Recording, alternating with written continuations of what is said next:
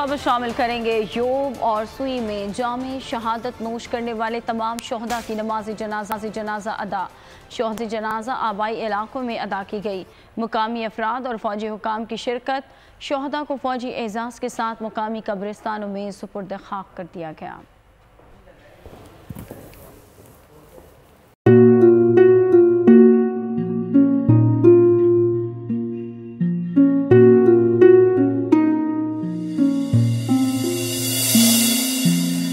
अपना घर यूं छोड़ के आखिर बोल किधर जाएगा।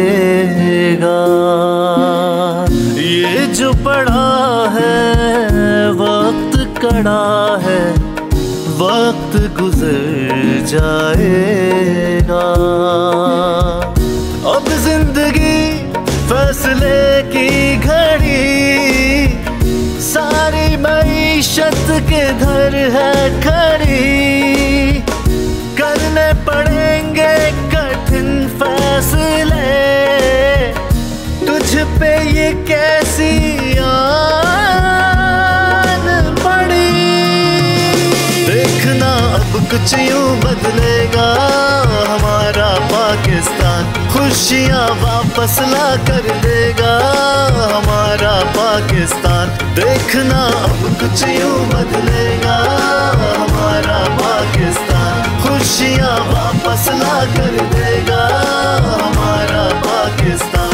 देखना अपनी पहचान के लिए बोल, पाकिस्तान के लिए बोल। हमारा पाकिस्तान, मिशन मईशत। देखना